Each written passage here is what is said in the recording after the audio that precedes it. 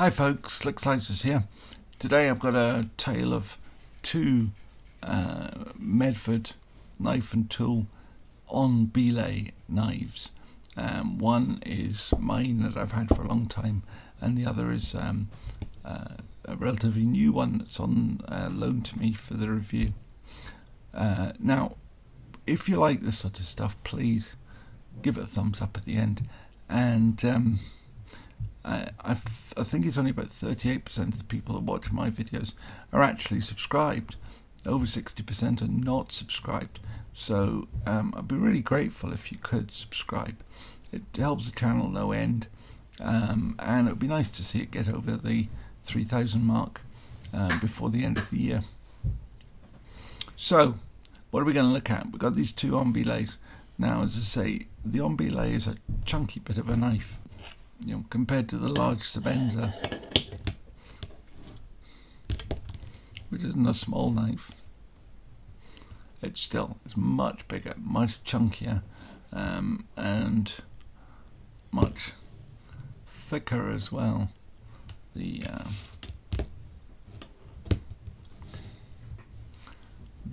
Sebenza looks positively svelte next to the on belay.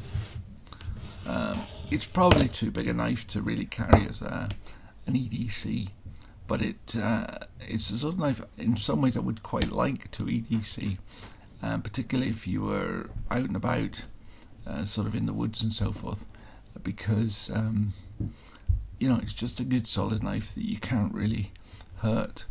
I always say this every time I show my on belay, but one day my wife was planting a tree, and she said, "Have you got a big knife I could use, or knife I could use that you don't mind getting dirty?"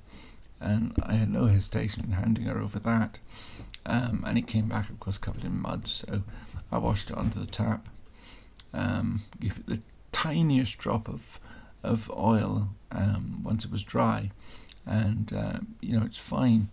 And that's despite the fact that this one is D2. This one is S35VN, I think. But this one certainly is definitely D2, which is a semi-stainless steel, but I've had no corrosion on it at all. There's only one D2 knife I've ever had any corrosion on, and that was because I left it for a few months on a windowsill in the damp, and even then it was minuscule and came straight off. Now, the other difference, other than the steel on these, is that this one has some fancy anodization. It's on the clip and the hardware, but it's also on the face. So my one's just plain bronze anodization, and as a working knife, I quite like that. I think that works well, because I was always worried when I had my slim midi with a finish like this. I was always worried that it would scratch and wouldn't be very robust. Now I'm actually told it's more robust than you'd think, but I noticed a couple of tiny wee scratches on this that show, and it doesn't seem to have done too much harm to the anodization. This one's bashed and chipped all over. Now, one other thing I noticed about these knives when I'm looking at them together is that, of course, like all the sort of modern knives, they're CNC machined, and these are just the same. They're CNC machined as well. But an interesting thing is that the anodization, they're both anodized. I mean, this is just a plain bronze anodization, this is the fancy anodization. But when you anodize something like that, the whole surface is treated. And what's clearly then happened is that the 1, 2, 3 little scallops here, and 1, 2, 3 here, and the finger cutouts are all put in afterwards, and they're clearly put in manually, because although they have the same cutouts in the same places, they're not the same. This one here is deeper this way, and this one is shallower, which means this one's at a shallower angle and this one's at a steeper angle. So it's not so much as to make a difference that you would worry about, but it's enough to let you know that these were not just run off on a machine. These were hand finished in a sort of I don't know, a sort of a nod to the traditional hafting of a knife. It's not really hafting to cut some little finger grooves in it, but hey. Now, theoretically, these knives are flippers, but I can't flip them. I used to be able to before my last fall. I could flip it with a lot of wrist, but one of the problems as a flipper that you have here is that the flipper tab is very small. But there may be times in the future where removing that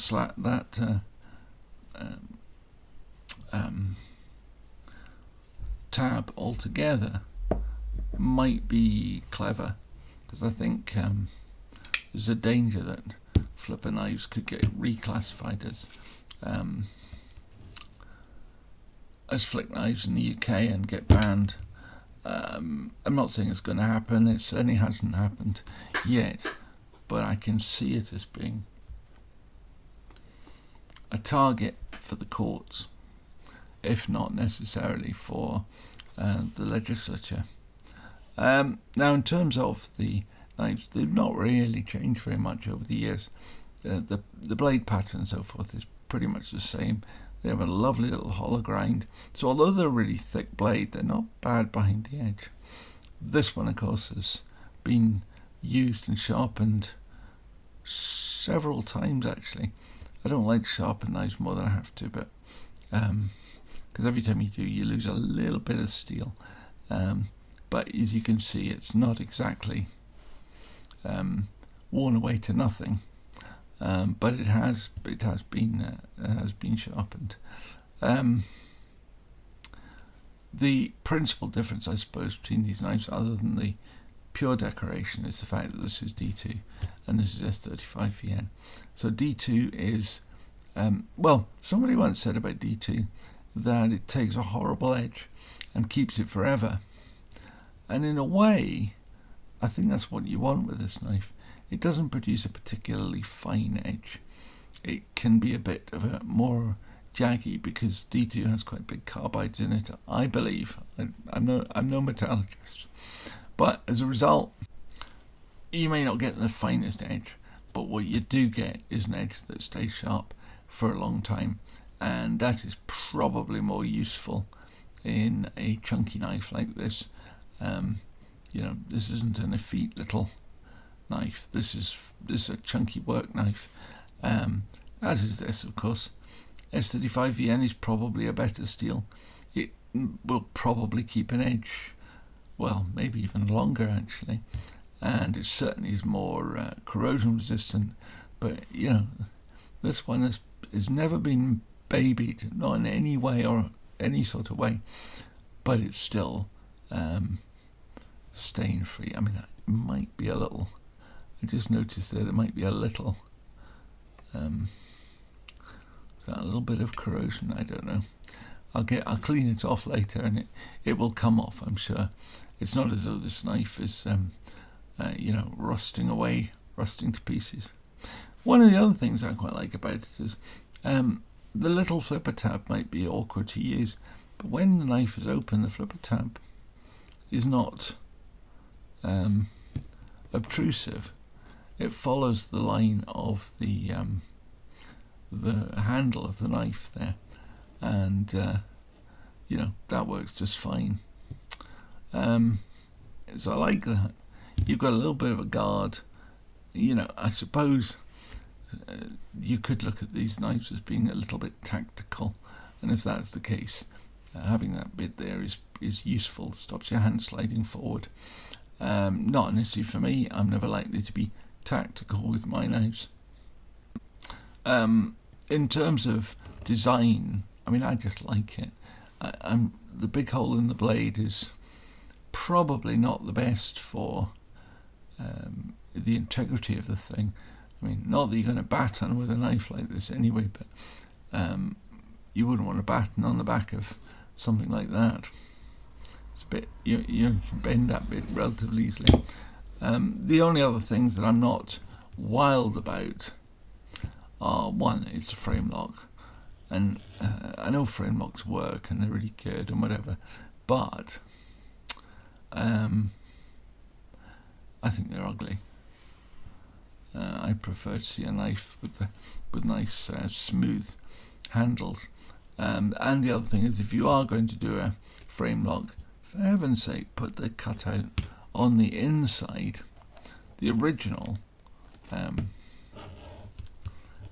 frame lock, or the Reeve integral lock, put the cutout on the inside. It's not impossible to do. A perfectly reasonable thing to do. You can do the lock bar ruins the lines of the knife anyway, but you don't need to double down on that and have it there as well.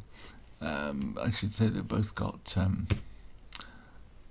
milled titanium clips, and so this one is anodized. I think this one is not anodized. I think it's just in the white, as it were. But anyway, I like these knives. This one certainly looks nicer, and it's got a better steel.